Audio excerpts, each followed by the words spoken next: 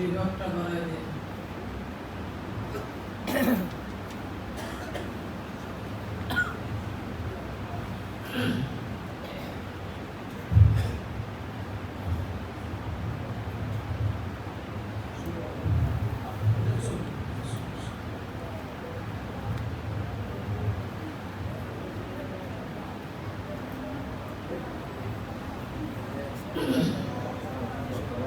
السلام عليكم ورحمة الله وبركاته.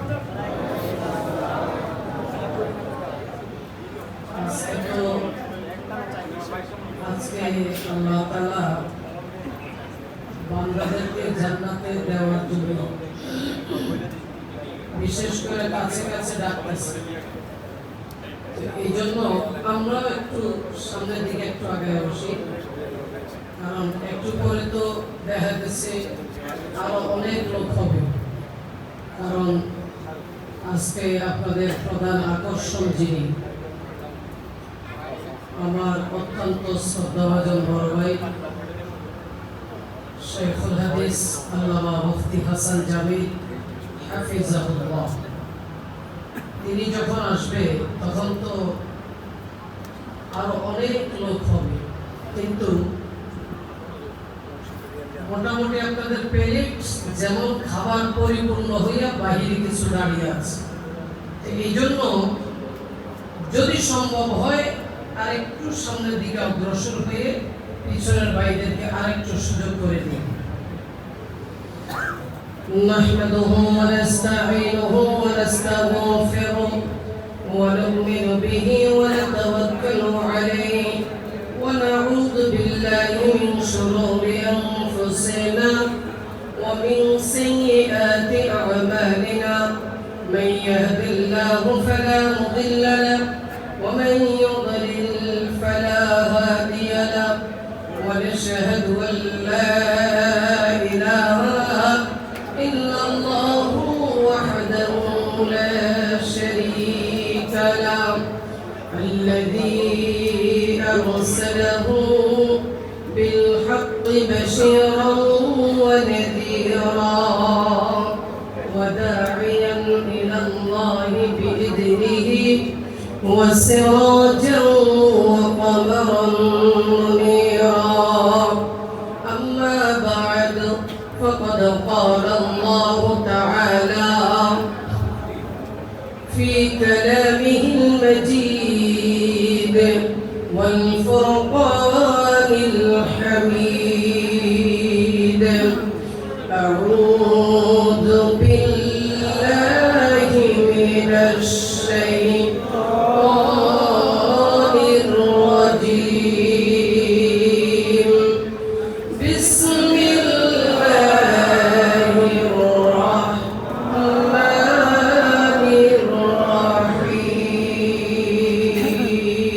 الرحيم. والذين آمنوا أشد حبا لله.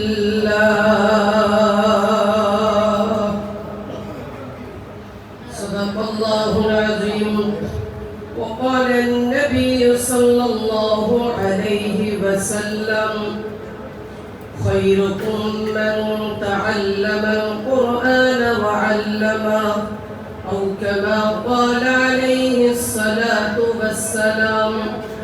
اللهم صل على محمد وعلى آل محمد كما صليت على إبراهيم وعلى آل إبراهيم إنك حميد مجيد.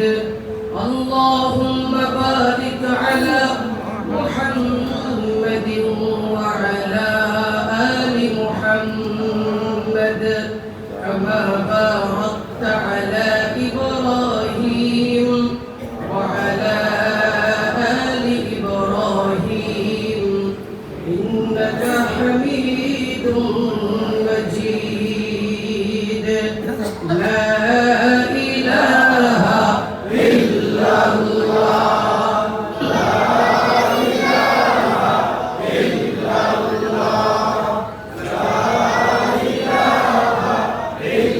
Allah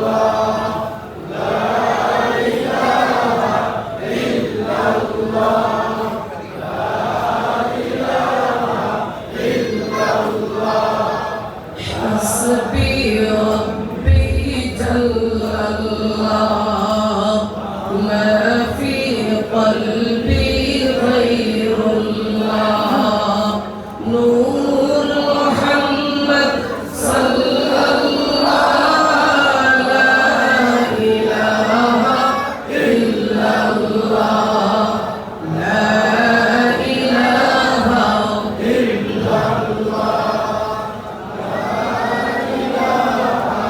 ইল্লাল্লাহ জবান খুলে লা ইলাহা ইল্লাল্লাহ লা ইলাহা ইল্লাল্লাহ বাড়িওয়ালার বাড়ি থাকবে ওয়ালা থাকবে না গাড়িওয়ালার গাড়ি থাকবে ওয়ালা থাকবে না চেয়ারম্যানের চেয়ার থাকবে ম্যান থাকবে না সময় থাকতে জপ মুমিন লা ইলাহা ইল্লাল্লাহ লা ইলাহা ইল্লাল্লাহ লা ইলাহা ইল্লাল্লাহ লা ইলাহা ইল্লাল্লাহ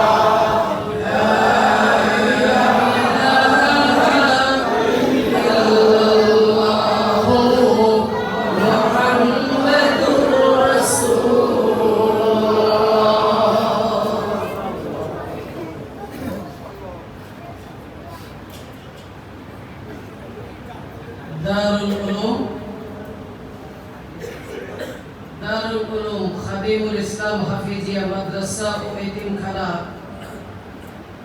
এর উদ্যোগে হাফেজ ছাত্রদের দস্তারবন্দি উপলক্ষে আজকের এই পবিত্র শবে বারাতের রজনীতে 24তম ওয়াজ ওয়ার মাহফিল মসজিদুল মুস্তাকিম জামে মসজিদ কাপ্তান বাজার ঐতিহাসিক গুলিস্তান সংলগ্ন কাপ্তান বাজার ঢাকা। আজকের এই মাহফিলের প্রধান আকর্ষণ, প্রধান আলোচক জাতির অন্যতম উজ্জ্বল নক্ষত্র শ্রদ্ধাভাজন বড় ভাই শেখুল হাদিস আল্লামা মুফতি হাসান জামিল হাফিজাহুল্লাহ। এছাড়া আমার পূর্বে অত্যন্ত জ্ঞানগর্ভ আলোচনা পেশ করেছেন আপনাদের মসজিদের সম্মানিত ইমাম ও খতিব সাহেব। এছাড়া উপস্থিত রয়েছেন জাতির রাহবার, জাতির সরদার হযরত উলামায়ে কেরাম, মুরব্বিয়ানে আযম, সমাবয়সী আমার যুবক বন্ধুরা, স্নেহের শিশু কিশোররা, পর্দার অন্তরালে শ্রবণদাতা, শ্রদ্ধেয়া, আবেদা, সলেহা আমার দিনী মা ও বোনেরা, সকলের প্রতি শ্রেণী মোতাবেক সালাম। সকলের প্রতি রইল আন্তরিক অভিনন্দন, মোবারকবাদ। আজকের এই পবিত্র রজনীতে আল্লাহ সুবহানাহু ওয়া তাআলা আমাদেরকে এই জান্নাতি বাগানে আল্লাহ সুবহানাহু ওয়া তাআলার ঘরে একত্রিত হয়ে বসে কোরআন সুন্নাহ আলোচনা করবার মতো, শুনবার মতো সুযোগ তৌফিক দান করেছেন। এই জন্য মহান মনিবের দরবারে মস্তক অবনত করে হৃদয়ের নিংড়ানো সমস্ত ভাব আবেগ উজাড় করে দিয়ে শুকরিয়া আদায় করি। মুহাব্বতের সাথে প্রত্যেকেই পড়ি আলহামদুলিল্লাহ। ইতিপূর্বে পঠিত দুরূদ এবং সালাম, এটা যেন আল্লাহ রাব্বুল আলামিন এই মুহূর্তে পৌঁছে দেন মক্কার মতি, মদিনার জ্যোতি, দুকুলের সাথী, মানবতার মুক্তির দূত, বিশ্ব শান্তির প্রতীক হযরত মুহাম্মদ আরবি সাল্লাল্লাহু আলাইহি ওয়াসাল্লামের রওজা মুবারক।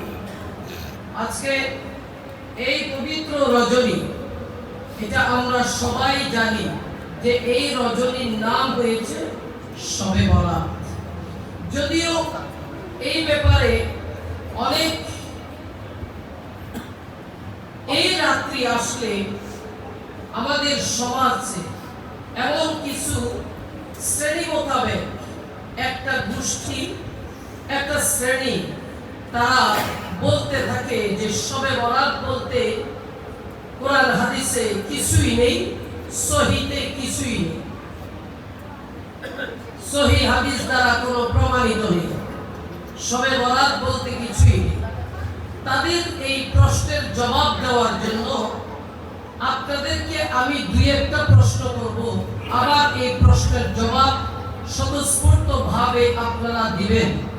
বলেন তো, আপনাদের জানা এবং গবেষণা অনুযায়ী কোরআন এবং হাদিসে কোথাও নামাজ পড়তে হবে, নামাজ এই শব্দটা কোরআনে অথবা হাদিসে কোথাও কি আছে? জোরে বলেন। নাই। কোথাও কি আছে কোরআনে আর হাদিসে রোজা রাখতে হবে? নাই।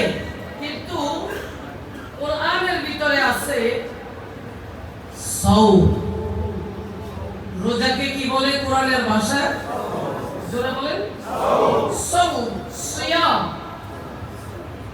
ইয়া আইয়ুহাল্লাযীনা আমানু কুতিবা আলাইকুমুস সিয়াম। আল্লাহ পাক বলে, হে ঈমানদারগণ, তোমাদের উপর সিয়ামকে ফরজ করা হয়েছে। আল্লাহু আকবার বলেন। তাহলে আল্লাহ বলেছে সিয়াম ফরজ করা হয়েছে। এখন আমরা সিয়াম না বলে আমরা কি বলি? রোজা। এটা আমাদের ভাষা, বুঝেন না? এটা কার ভাষা? আমাদের ভাষা। বাংলা ভাষা বলার দরকার নেই, আমাদের ভাষা। আমাদের ভাষা দিয়ে সহজে বুঝি সিয়াম মানে হচ্ছে রোজা, রোজা মানে হচ্ছে সিয়াম। এখন নামাজ কোরআনেও নাই, হাদিসেও নাই, তাহলে নামাজ কি পড়তে হবে না? অবশ্যই হবে। কিন্তু নামাজের আরবি শব্দটা কি? সালাত। বলেন বলেন, আবার বলেন, সালাত। সূরাতুল বাকারা একেবারে শুরুতেই আছে, আল্লাযীনা ইউমিনুনা বিল গায়ব ওয়া ইউকিমুনাস সালাত قد أفلح المؤمنون الذين هم في صلاتهم خاشعون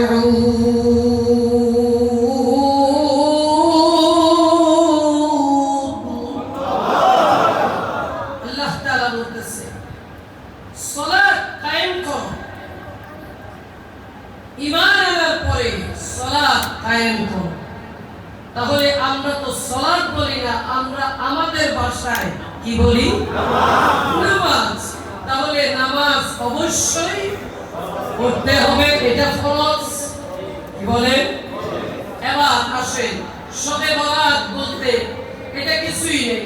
হ্যাঁ ঠিক আছে, ধরে নিলাম কিছুই নেই, কিন্তু হাদিস দ্বারা প্রমাণিত আছে, সহিহ হাদিস দ্বারাই প্রমাণিত আছে, إذا كانت ليلة النصف من شعبان نصف شعبان এই অর্ধতম রজনী শাবান মাসে, এটা হাদিসে আছে।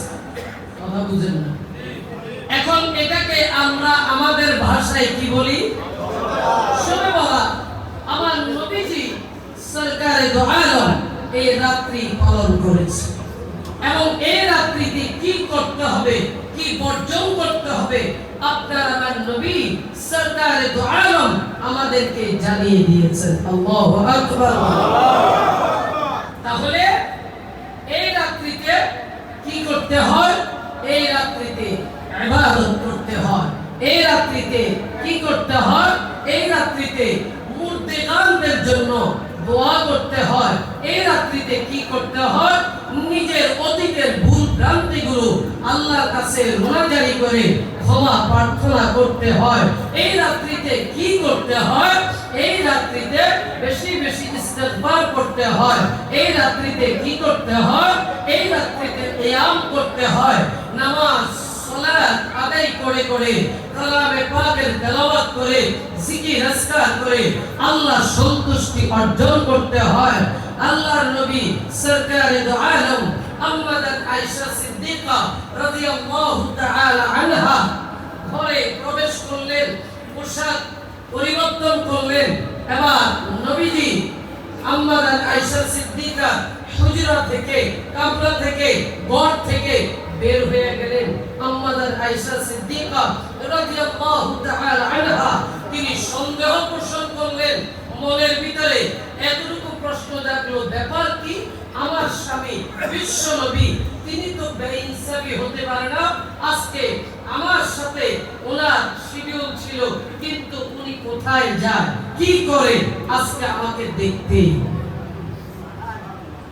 নবীজি চলে গেছে জান্নাতুল বাকি, বড় স্থানে চলে গেছে। যা দেখলো শুহাদা সালেহীন আল্লাহ নবীর সাহাবীদের জন্য দোয়া করছে। মা খাদিজাতুল কুবরা রাদিয়াল্লাহু তাআলা আনহা শুয়ে আছে জান্নাতুল মুআল্লা, সেখানে তার জন্য দোয়া করলেন। এবার এসে মসজিদে নববীর ভিতরে সরকারে দু আলম নামাজ পড়লেন। নামাজ পড়ে আল্লাহর কাছে রোনাজারি করে আবার যখন ফিরার টাইমে আম্মাদাত আয়েশা সিদ্দিকাকে দেখছে, দেখেও নবীজি না দেখার ভান করে চলে গেছে। নবীজি বাসায় যাওয়ার আগে আগে আম্মাদাত আয়েশা সিদ্দিকা বাসায় প্রবেশ করেছে। এমন সময় নবী আবার ডাক দিয়া বলেন, ইয়া আয়েশা, হে আয়েশা, তুমি কি আমাকে সন্দেহ করেছো যে আমি তোমার প্রতি কোনো বেইনসাফি করব, জুলুম করব?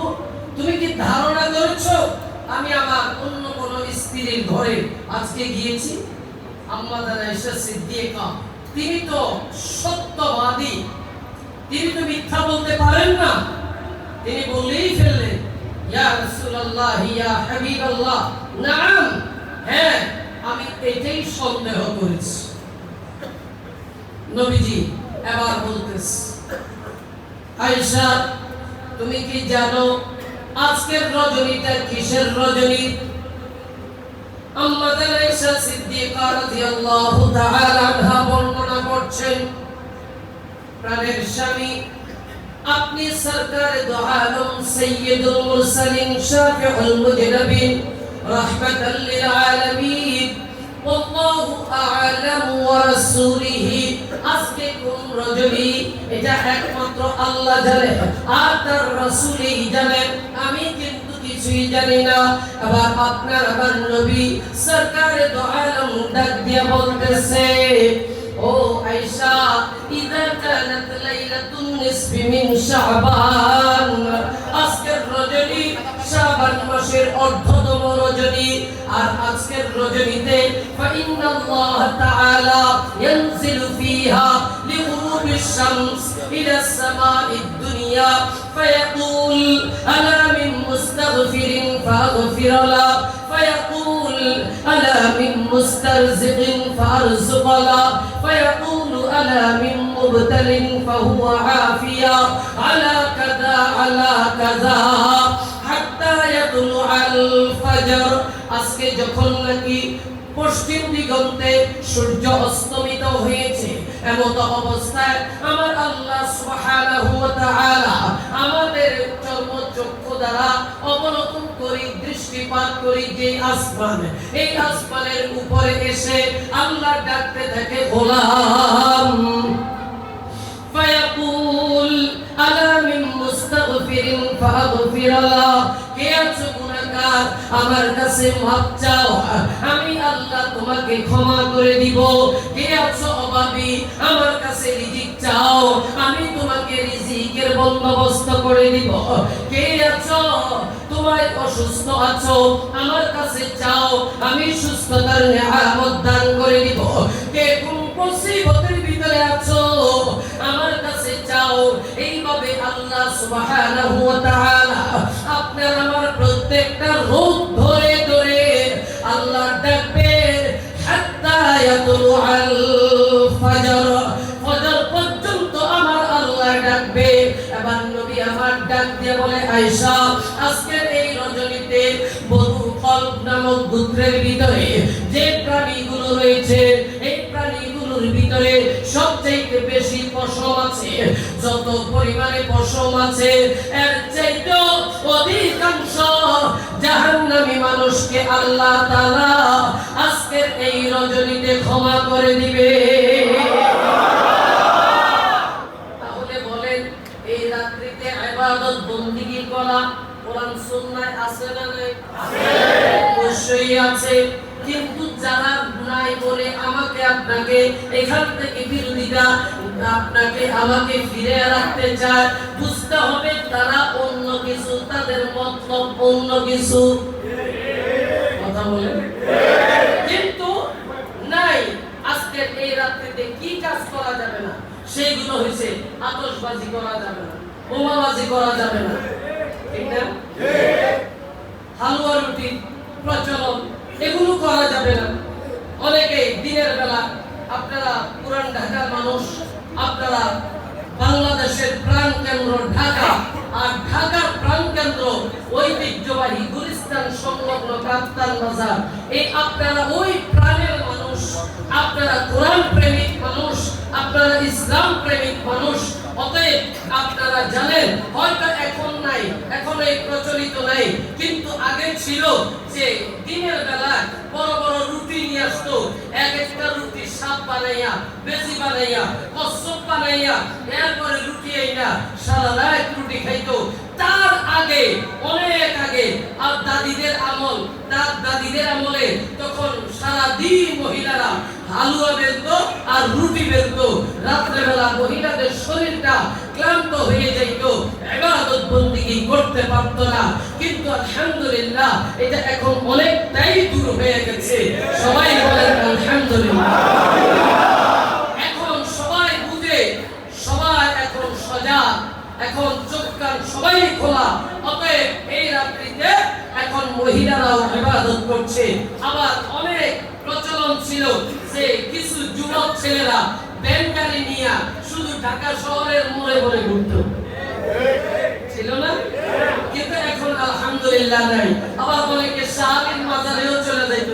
আল্লাহ দোস্ত কই যাবি? কই যাইগা? ও শাহীন মাজারে যাইগা। কি কর? কারণ আমি আপনাদের পাশে ছিলাম, তো আমি জানি।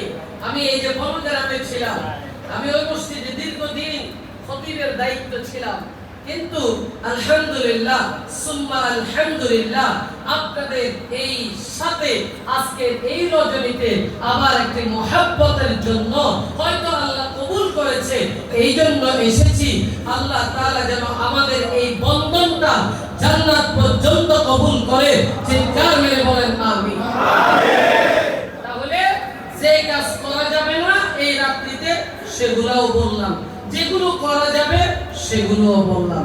এবার আসেন, আমি যে আয়াতে কারিমা তেলাওয়াত করেছি, ওয়াল্লাযীনা আমানু আশাদ্দু হুব্বান লিল্লাহ, আল্লাহকে সবচাইতে বেশি ভালোবাসে ঈমানদাররা। কে কে বলেন, বলেন কে? ঈমানদাররা। অবশ্যই যারা পড়েছি লা ইলাহা ইল্লাল্লাহ মুহাম্মাদুর রাসূলুল্লাহ, আমরা যারা পড়েছি, স্বীকার করেছি আমরা ঈমানদার, আমরা মুমিন, আল্লাহ তাদেরকে বলে ওয়াল্লাযীনা আমানু আশাদ্দু হুব্বান লিল্লাহ, ঈমানদারেরা সবচেয়ে বেশি আমি আল্লাহকে ভালোবাসি। দুনিয়া কামানোর জন্য সারা বছর আমরা গুজারে ফেলাই, সারাটা বছর আমরা সময় ব্যয় করি। আল্লাহকে ভালোবাসতে গিয়া একটা রাত, দুইটা রাত এইভাবে কি দেওয়া যায় না? বলেন যায় না? অবশ্যই। তাহলে এখন আল্লাহকে ভালোবাসার জন্য আল্লাহ তাআলা সূরাতুল বাকারাতে, ঠিক হাফিজি কোরআন শরীফ আজকে যেহেতু হাফেজ সাহেবদেরকে দস্তারে ফজিলত দেওয়া হবে, পাগড়ি প্রদান করা হবে, সম্মানের মুকুট তাদের মাথায় পরিয়ে দিবেন আপনারা ইন্তেজামিয়া কমিটি সকলের সার্বিক সহযোগিতার মাধ্যমে এক এক দেশ থেকে এক এক ছেলে এসে আপনাদের ঐতিহ্যবাহী এই শিক্ষা প্রতিষ্ঠান থেকে তারা এই সম্মানের মুকুটটা পরে এখান থেকে বিদায় নিবে। এই যে সম্মানের মুকুট আপনারা তাদের মাথার উপরে দিচ্ছেন, আপনারা বলেন তো এই যে আমার আল্লাহ সুবহানাহু ওয়া তাআলা এই হাফেজ সাহেবদেরকে এত সম্মানিত করেছে, এতে আপনারা খুশি না বেজার? খুশি। এই হাফেজি কোরআন শরীফের ঠিক 3 নম্বর পৃষ্ঠা, আলিফ লাম মিম প্রথম পৃষ্ঠা, উলাইকা আলা হুদাম মির রাব্বিহিম দ্বিতীয় পৃষ্ঠা, উলাইকা আল্লাযীনা ইশতারাহুদ দালালাতা বিল হুদা এটা হইছে তৃতীয় পৃষ্ঠা। এই তৃতীয় পৃষ্ঠার ঠিক মাঝখান দিয়া আমার আল্লাহ বলতেছে, ইয়া আইয়ুহান নাস উ'বুদু রাব্বাকুমুল্লাযী খালাকাকুম ওয়াল্লাযীনা মিন ক্বাবলিকুম লাআল্লাকুম তাত্তাকুন। আল্লাহ বলে, হে মানুষ, মানুষ এখানে আল্লাহ শুধু ঈমানদার বলে নাই, আগে বলছে আরেক আয়াতে বলছি ঈমানদারেরা আল্লাহকে বেশি ভালোবাসে, আর এই জায়গায় আল্লাহ বলে ইয়া আইয়ুহান নাস, হে মানুষ। হিন্দু মানুষ, বৌদ্ধ মানুষ, খ্রিস্টান মানুষ, ইহুদি মানুষ, আমরা নামের মুসলমান মানুষ, কাজের মুসলমানও মানুষ, অবয়বের ভিত্তিতে।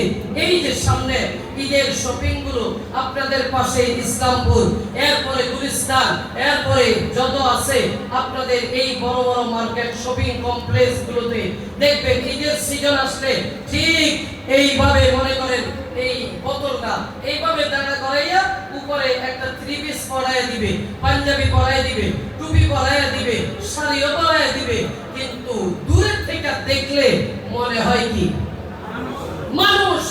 আসলেই কি মানুষ? বলেন বলেন, আসলেই মানুষ না। এটা একটা বোতল, এটাকে পোশাক পরাইলে দেখা যায় মানুষ, সত্যিকারের মানুষ। বুঝেন?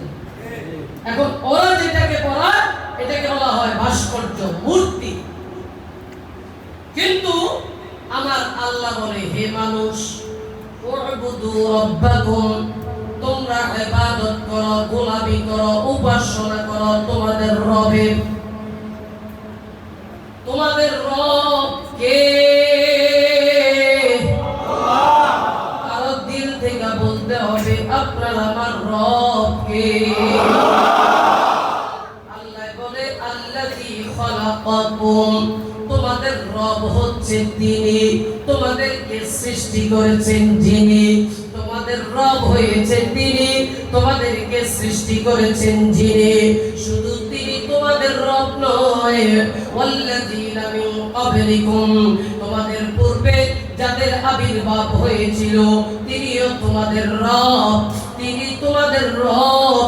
ওই রবের গোলামি করো। কেন? কেন? লাআল্লাকুম তাত্তাকুন, যাতে করে তোমরা তাকওয়াবান হতে পারো, আল্লাহ ওয়ালা হইতে পারো, জাহান্নামের অগ্নিশিখা থেকে মুক্তি লাভ করে জান্নাতে যেতে পারো। বলেন, আল্লাহর গোলামি করার দরকার আছে না? আছে। তাহলে আমাদের সবার রব কে? আল্লাহ। এটাকে অবিশ্বাস করা যায় না। পরের আয়াতে আল্লাহ আরো সুন্দর করে বলছে, আল্লাযী জাআলা লাকুমুল আরদা ফিরাশা, তোমাদের রব হচ্ছে তিনি যিনি আল্লাযী জাআলা লাকুমুল আরদা ফিরাশা, এই জমিনটা তোমাদের জন্য বিছানা বানায়া দিয়েছে, ওয়াস সামাআ বিনাআ, আসমানটা তোমাদের জন্য খুঁটিবিহীন আল্লাহ আসমানটাকে ছাদ বানায়া দিয়েছে। ওয়া আনজালা মিনাস সামাই মাআ ফাআখরাজা বিহি মিনাস সামারাত রিজকান লাকুম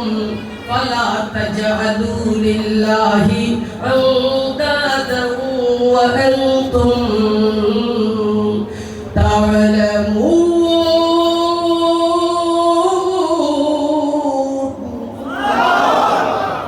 আল্লাহ বলে গোলাম ওই রবের গোলামি করো যে রব তোমাদের জন্য জমিনটা বিস্তার বানাইছে, আসমানটা ছাদ বানাইছে এবং তোমাদের ক্ষুধায় খাদ্য নিবারণের জন্য রিজিকের দরকার। যখন প্রচন্ড রৌদ্রের তাপে জমিন ফেটে চৌচির হয়ে যায়, ওই তখন আপনি বিদ্যুৎ দিয়া মেশিন দিয়া নিচ থেকে পানি উত্তোলন করবেন, নিচেও পানি নেই, সময় মতো বিদ্যুৎও নেই।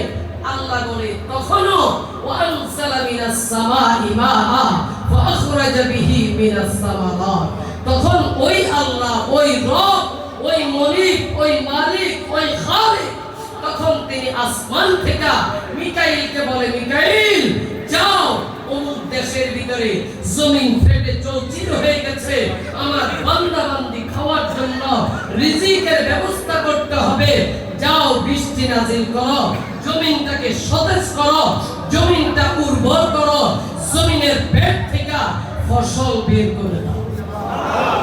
চিৎকার মেরে বলেন সুবহানাল্লাহ। যদি এক সিজন যদি খালি ধান না হয়, এক সিজন যদি চাউল না হয়, অবস্থা কোথায় গিয়ে দাঁড়াবে বলুন? একটা বার চিন্তা করেছিল। যতই টাকা থাকুক, আমরা দেখেছি না, শুনেছি না যে হঠাৎ করে রাতের আধারে শুনেছি কি যে আগামীকাল থেকে লবণের সংকট দেখা দিবে, লবণ পাওয়া যাবে না। রাতের 2টা 3টা বাজে মানুষ সিরিয়াল ধরে 150 টাকা কেজি দিয়া 1 কেজি লবণ খরিদ করে বাসায় নিয়েছে। এমন একটা পরিস্থিতি আমাদের হয়েছিল। কাঁচামরিচের দাম 1200। ভুলে গেছি আমরা? ভুলে গেছি?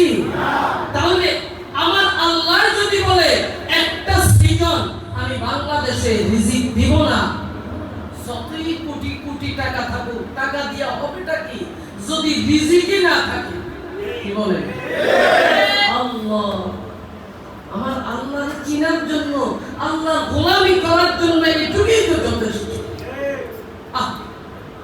আমার আল্লাহ তিনি কেমন আল্লাহ, কেমন খালিক, কেমন মালিক, তার কাছে আমাদের চাইতে দেরি হয়, তিনি দিতে দেরি করেন না। আল্লাহ বলে ফালা তাজআলু লিল্লাহি আনদাদা, ওই রবের সাথে কাহাকেও শরীক করিও না।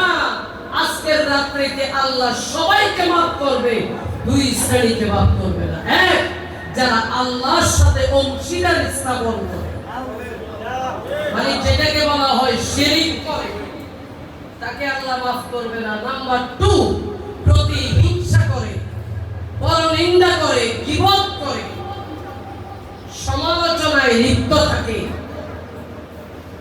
বুঝেন না, তাকে আল্লাহ মাফ করবে না। তাহলে বাকি সবাইকে, হ্যাঁ ওনাকেও আল্লাহ মাফ করবে, তবে উনি কি করতে হবে? সত্যিকারের তওবা, যেটাকে বলা হয় তাওবাতান নাসুহা। আল্লাহ এই পর্যন্ত অনেক ভুল করেছি, অন্যায় করেছি, অপরাধ করেছি, 2 হাত দ্বারা মানুষকে থাপ্পড় দিয়েছি, শক্তি দ্বারা, সাহস দ্বারা, ক্ষমতার দাপট দিয়া অনেক অবিচার করেছি, অন্যায় করেছি। আজকে মাপ চাই মালিক। সবার দরজা থেকে ফিরে গেলেও আপনার দরজা থেকে ফিরে যাওয়ার মতো এমন কোন রাস্তা আমার নাই। আপনি আমাকে কবুল করে নেন, আমার আল্লাহ কবুল করে নিতে পারে কি পারে না? আল্লাহ যদি কবুল করে, তখন আবার সবার কাছে আল্লাহ প্রিয় বানাইয়া দিতেও পারে। সবারই ভাইরা, তাহলে এবার বলেন, আল্লাহর গোলামি করতে গেলে সালাত, যেটাকে বলা হয় নামাজ, পড়ার দরকার লাগবে কি লাগবে না? আওয়াজটা বলেন, লাগবে। নাম্বার 2, আল্লাহর গোলামি করতে গেলে রোজা রাখা দরকার আছে না নাই? আল্লাহর গোলামি করতে গেলে সামর্থ্য থাকলে হজ করা দরকার আছে না নাই? যাকাত দেওয়া দরকার আছে না নাই? অবশ্যই আছে। এবার আসেন, শুধু আমি যদি আপনাদেরকে শুরুতেই বলি, আল্লাহর গোলামি করতে গেলে লাগবে হয়েছে কোরআন। নামাজ পড়তে গেলে কি লাগবে? জোরে বলেন, কোরআন। এই কোরআন এমন একটা কোরআন, সেই কোরআনটা এই দারুল উলুম, এই আপনাদের এই ঐতিহ্যবাহী কাপ্তান বাজারের ঐতিহাসিক এই প্রতিষ্ঠানে এখানে দেওয়া হয়। এই কোরআনটা বলেন তো, যেই সিনাই ঢুকে ওই সিনাটা অন্ধকার থাকে না আলো? এটা বুঝার জন্য আপনাদেরকে মাসে লয়ে বলেন তো, মাস বছরে কয় মাসে এক বছর? সবাই বলেন। তার ভিতরে বাংলাটাও বাদ দিলাম, ইংরেজিটাও বাদ দিলাম, আরবি যদি ধরি, সবচাইতে দামি, সম্মানিত, শ্রেষ্ঠ যেই মাস, ওই মাসের নাম যারা বলেন কেন কেন? শাহরু রমাদান আল্লাযী উনজিলা ফীহিল কুরআন।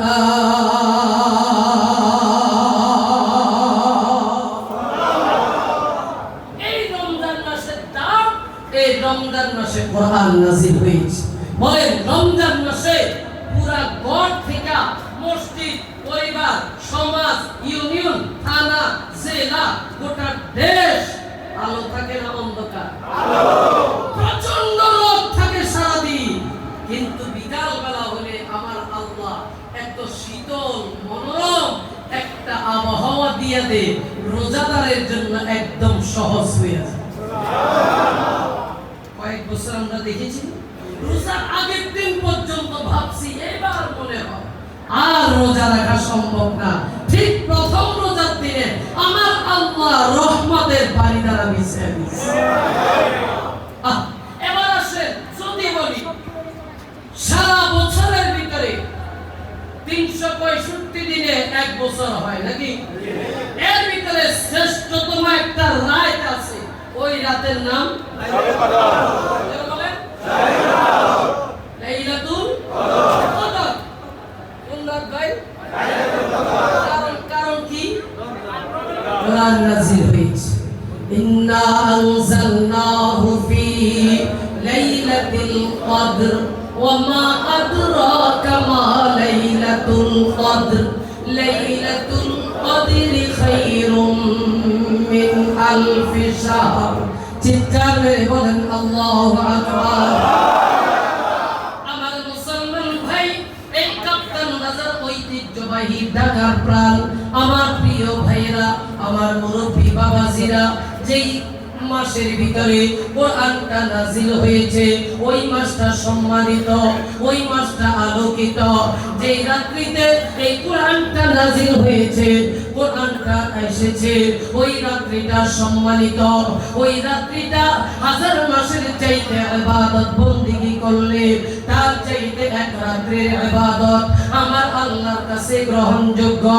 এবার আমি যদি বলি, আমার আল্লাহ এই কোরআনের কারণে আজকে আপনাদের মসজিদ আলোকিত হয়েছে, আপনাদের গোটা এলাকাটা আলোকিত হয়েছে। এখন এই কোরআনটা দুনিয়াতে আসার পূর্বে কোথায় ছিল, কোথায় ছিল?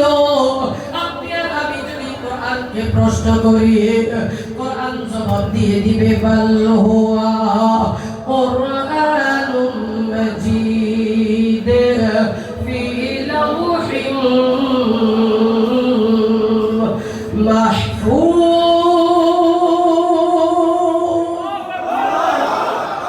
আমি কোরআন দুনিয়াতে যাওয়ার আগে এই কোরআনটা আমি ছিলাম লৌহে মাহফুজে।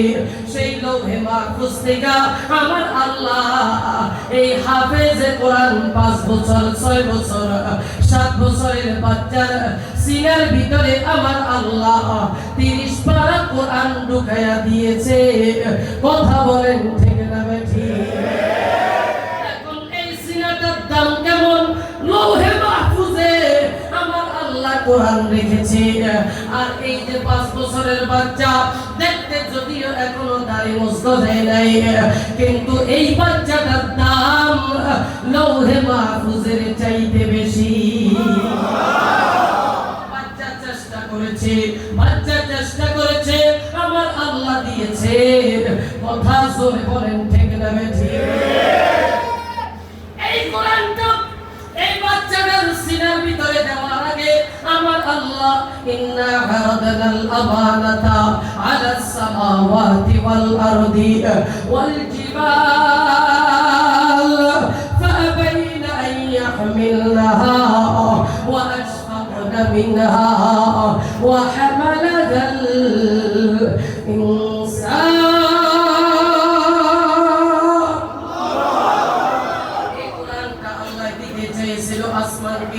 আসমানকে যখন বলছে ইন্না আরাদনাল আমানাতা আলাস সামাওয়াত, হে আসমান তোমার কাছে আমি কোরআনটা রাখতে চাই, তোমার অভিমত ব্যক্ত করো। আসমান ডাক দিয়ে বলে না না, আমার পক্ষে এই কোরআনের ভার বহন করা কঠিনকালেও সম্ভব না।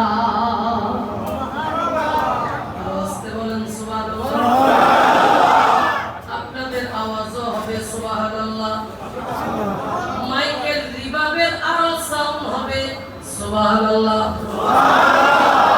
মাইকেল রিবাবটা একটু বাড়ায় দাও আমার ভাই।